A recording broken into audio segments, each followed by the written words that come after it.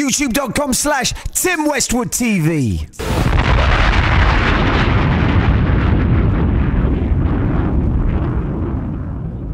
Tim Westwood and the Big Boss Dog back at it again. Mic check 1 2.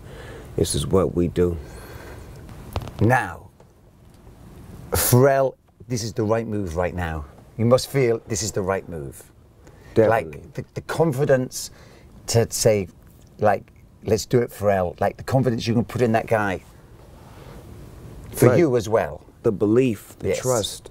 Yes. The comfortability of me letting him tell me yes. and direct me and put me in a lane that others dare to, venture into. A lot of producers would be afraid to go here and to stay here. But Pharrell is a producer. He's not a beat maker.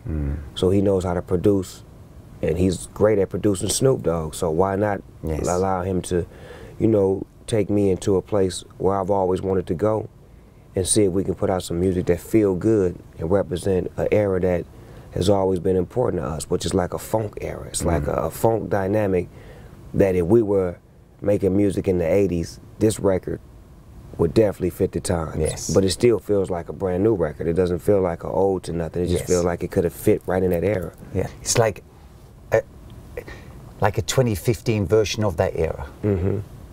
But it's like we both respect that era, and for years we had always talked about, man, we should, why don't we? And then we just seen each other and was like, man, let's go in. Like, let's do that thing we talked about. Like, all right, well, I don't want to rap. I may rap on 1 or 2 songs, but I really don't want to rap on this record. I want to sing, and I want you to project that for me. But I want to be on some Rick James, George Clinton, Gap Band. Like, I want to be on some that shit that was that era, that was pre-hip hop, before hip hop, where a lot of hip hop got their samples from. But I want to recreate it and make it brand new and feel fresh. And Pharrell's the genius. He know how to do that. Pharrell, he's probably the one guy who does. And he knows how to capture the element of my singing to where it don't sound cheesy. It don't sound like, what the fuck is Snoop doing? It sound in pocket. And what I get is when people listen to the record, they don't even notice I didn't rap. Do you know something? I was like 4 songs deep, and then it was like, where's the rapping? And then you started rapping on that track. Exactly. Yeah. That particular one. Up and then I was just vibing. It's a setup. Yeah. That's the way I arranged it. Yes. I arranged it on the record too. Caught me out. I arranged By the time like I paid attention, you started rhyming. Yes. And that was the philosophy behind the arrangement. Pharrell said, Snoop, I'm gonna make the record, but I want you to arrange the record. Like, cause he trusts my arrangement. I guess he know when I'm DJing and I know what goes after. I've been doing this shit for years. We know how to put shit together. So my thinking is, get him with the Stevie Wonder. Yes. Hit him with the City, let him run yes. for a while. Yes. Slow him down with Are You a Freak? Yes. Okay, now drop the rap on him with Peaches and Cream. Now they ready. Done. Ain't that how a record's supposed to do? Yes. It's supposed to do this though, yes. right?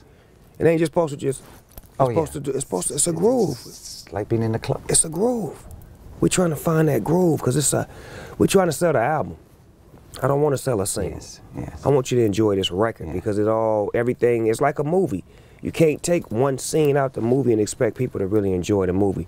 You have to play the intro to the movie, let them go through some ups, some downs, and then get to the climax, and then let the movie end. Yeah. Then they can come back and say, well, this, my favorite scene in the movie was when he did that. Well, I love the scene when he did that. Well, overall, I love the whole thing. That's what my projection of my music is. It's like a movie. My music is visual. You could close your eyes and see what I'm saying. What was it like finding your voice, man? Did that take a minute? Nah. We had already played around with it on the past records that we had worked on. Yes. If you listen to the old records, we did Can I Get My Thrills? You know you want some more, girl. All of them records, and the one with Justin Timberlake, and we was dibbling and dabbling in it. And then I had just did a funk record with Dang Funk about 6 months ago, where I was, getting it ready. And then Pharrell is a producer. So he's never gonna put me on a record that's gonna take me somewhere where I can't handle it. He gonna put me in pocket. The records that he was giving me my voice and my tone could reach it with no issue, with no problem, to where if I have to perform it on stage, you'll get the same sound as if I was rapping on stage. That's one thing about my performance, is that people love Snoop Dogg because he sounds exactly like the record on stage live. So how do you project the singing on stage live? Only Pharrell could do that. So he put me on songs to where when I do sing live, it'll feel just like the record. Smashing it, man. And with Bootsy as well? Yabba dabba do, Baba. I mean, that's my forefather. You know, to be able to have Bootzilla on the record, it's just saying that it's stamped. Yeah. It's a stamp of approval. I mean, the funk. May the funk be with you. You got Charlie Wilson, Stevie Wonder. You know, we got, these are funk legends who created the funk, who gave funk a face. And now we just continue in the journey and keeping funk alive, because the funk is still in hip hop. It's still in R&B. It's still in the music you hear, but it's not in the forefront. Like, the funk doesn't get credit. If you listen to a lot of the big hip hop records, they're driven by bass lines that are funk bass lines. Either they slowed down or they mimicked or interpolated differently. But it's all derived from funk. So for us to bring funk back to the forefront is like paying tribute to James Brown, to George Clinton, Bootsy Collins, you know, the whole funk movement. Whoever stood for funk. This is what this record is about, keeping funk alive. So what's your vision for like the stage show and your vision for the videos? Well, we're doing a movie, and the movie will dictate the videos and the lifestyle and the world and the look that we will have. And the stage show will be just the same. It will be dynamic, it'll be fun, it'll be funk, it'll be singing, it'll be dancing, it'll be partying. And then I could never do a stage show without going into my catalog.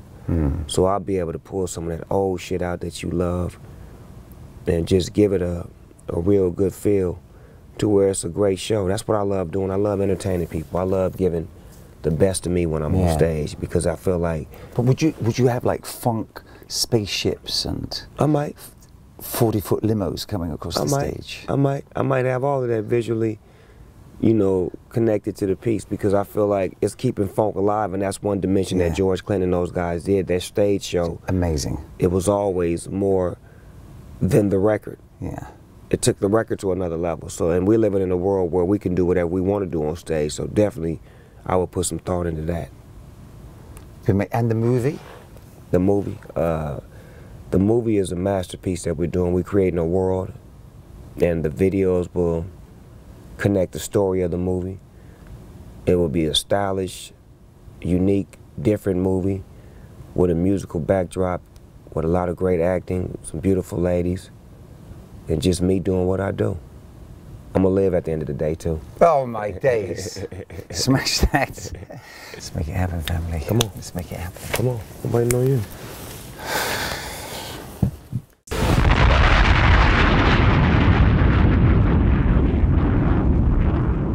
YouTube.com/Tim Westwood TV.